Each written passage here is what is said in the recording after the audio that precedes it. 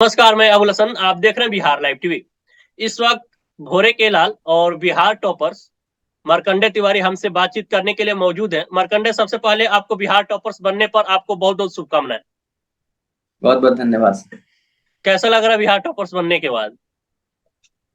Sir खुशी तो है, लेकिन अगर थोड़ा सा और मेहनत करते तो और ऊपर रैंक आ सकता था मेरा। जी जी जी। चलिए, जो भी आपने अचीव किया है ये बिहार के बच्चों के लिए और स्पेशली भोरे के बच्चों के लिए एक प्रेरणा है। मार्कंडे, सबसे पहले थोड़ा आप अपने बारे में बताएं कि आपकी क्या पृष्ठभूमि है, आप कहाँ से बिलोंग करते हैं, माता पिता क्या करते हैं? सर मेरा नाम मार्कंडे तिवारी हुआ और तिवारी चकिया गांव का निवासी हूं मैं। मेरे पिताजी का नाम राकेश कुमार तिवारी है। वो ब्लॉक में कार्यपालक सहायक हैं। मेरी मम्मी का नाम मधु मिश्रा है। वो घर पे ही रहती हैं, मतलब दोनों लोग ग्रेजुएट हैं, पोस्ट ग्रेजुएट हैं। मैं यहाँ पे पटना में रह के कॉलेज ऑफ कॉमर्स से पढ़ता था, कॉमर्स स्ट्रीम से। यहीं पे रह के पढ़ाई भी किया हूँ, यहाँ पे कोचिंग भी करता था। सही था। आप अपनी तैयारी कैसे करते थे, आपकी क्या स्ट्रेटजी थी? स्टडी सर यही था कि मतलब बस ये था कि डेली पढ़ना है। भले 1 घंटे पढ़े, 2 घंटे पढ़े, 4 घंटे पढ़े, लेकिन डेली पढ़ना है। कंटिन्यूटी बनाए रखनी थी। नहीं सर, ऐसा होता है कि मतलब अगर एक बार पढ़ो आप, फिर 2 दिन छूट जाए, पीछे का सारा रिकैप नहीं हो पाता है। तो बस यही था कि मतलब जितना भी पढ़े, लेकिन पढ़ना है और डेली पढ़ना है, कंटिन्यूटी बनाई रखनी है। तो आप अपने जो पढ़ाई में कंटिन्यूटी बरकरार रखी, इसी का नतीजा क्या बिहार टॉपर्स बने?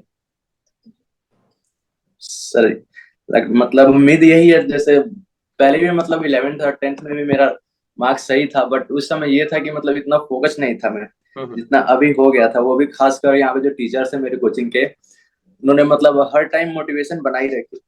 उनके चलते सर मतलब हर टाइम मतलब पढ़ने का ही ये था। ये नहीं था कि अभी जाके थोड़ा घूम लेते हैं, ये कर लेते हैं। पढ़ने का मतलब मन हर टाइम बना रहता है। आप बिहार टॉपर्स बने हैं, आपने सोचा था कि आपका जो लिस्ट आएगा वो टॉप 10 में आएगा?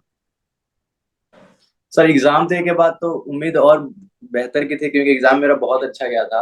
जी जी जी। बट इतना भी कम नहीं है जितना है, उसमें खुश है सर, खुशी तो है ही। जी। जहां से आप बिलोंग करते हैं, भोरे से, एक लंबे अरसे से कोई भी छात्र 10 और 12 में, 10वीं और 12वीं में किसी ने भी बिहार बोर्ड में टॉप नहीं किया था, तो आपने एक स्टेरियोटाइप को ब्रेक किया है, उन तमाम छात्रों को एक हौसला दिया है, उनके अंदर एक कॉन्फिडेंस पैदा किया है कि आप भोरे के हैं फिर भी बिहार टॉपर्स बन सकते हैं। क्या कहेंगे? जगह से सर मैटर नहीं करता। अगर आप कहीं भी रह के पढ़ते हो तो पढ़ाई हर जगह सेम ही है। ये थोड़ी है कि भोरे में रह रहे हैं तो वहां पे अलग पढ़ाई है, इधर अलग पढ़ाई है। पढ़ाई तो हर जगह सेम ही है सब लोग नहीं, के लिए। बच्चों में एक हो जाता है कि जो सिर्फ पटना के बच्चे या जो मोतिहारी के, दरभंगा के, अरवल, समस्तीपुर के बच्चे ही बिहार टॉपर्स बनते हैं, तो वो उस हिसाब से तैयारी नहीं करते हैं। मेरा सवाल ये है। ऐसा कोई बात नहीं है सर। अगर आप वहां भी रह के पढ़ते हो तो सर क्वेश्चन तो सबके लिए सेम ही जी है। बिल्कुल। यहाँ ये नहीं है कि पटना पटना के लड़के के लिए दूसरा क्वेश्चन, वहां के लड़कों के लिए दूसरा क्वेश्चन है। बिल्कुल सब तो बिल्कुल। वही एग्जाम देते हैं। बस वो अपने मोटिवेशन के ऊपर है सर, जितना आप मोटिवेट अपने आप को कर सको। जी, तो आप ये कह रहे हैं कि जगह मैटर नहीं करता, आप कहाँ से पढ़े, बस पढ़ाई कीजिएगा तो आप टॉपर्स कहीं से बन जाइएगा। जी, हमारा भी यही कहना है। बिहार टॉपर्स जो बच्चे बने हैं उनका बोर्ड्स के तरफ से फिजिकल वेरिफिकेशन किया गया, तो आप बता हाँ सकते सर। हैं फिजिकल वेरिफिकेशन में क्या प्रक्रिया को अपनाई गई थी? फिजिकल वेरिफिकेशन सर पहले गए थे हम लोग तो, मतलब वेरिफिकेशन के टाइम पहले सबसे पहले इंटरव्यू हुआ हम लोगों का। मतलब कैमरा के सामने अपना इंट्रो देना था बस। जी उसके बाद जब वेरिफिकेशन रूम में गए तो वहाँ पे हर सब्जेक्ट के अलग अलग टीचर्स थे। वहाँ पे उन्होंने कुछ प्रश्न पूछे, बेसिक क्वेश्चंस, फिर थोड़ा एडवांस क्वेश्चंस भी, ताकि आपको वेरीफाई कर सके आप ही लिखे हैं या नहीं है। जी राइटिंग जी। मैच किया गया, बस यही था सर। उसके बाद ऐसा और कुछ नहीं था। और ये भी था मतलब जितना भी जहां से भी लोग आए थे, उनका सबका कंपनसेशन दिया गया। जो भी भाड़ा था, किराया था, जहां से भी आए थे सबका दिया गया। जी जी। तो आप टॉपर्स बनेंगे इसकी सूचना बहुत पहले ही आपको मिल चुकी थी, आपका रैंक क्या होगा बस ये जानकारी नहीं थी?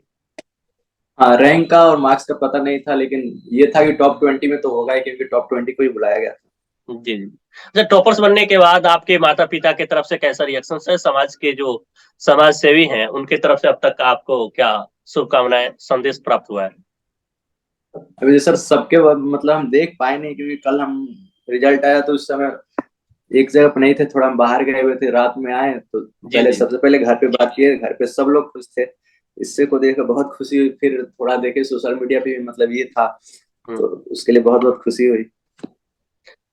आप फ्यूचर में क्या बनना चाहते हैं मार्कंडे? फ्यूचर में सर सीए बनने। जी। आपके तमाम जूनियर्स जो इस इंटरव्यू को देख रहे हैं उनके लिए आप क्या सलाह देंगे?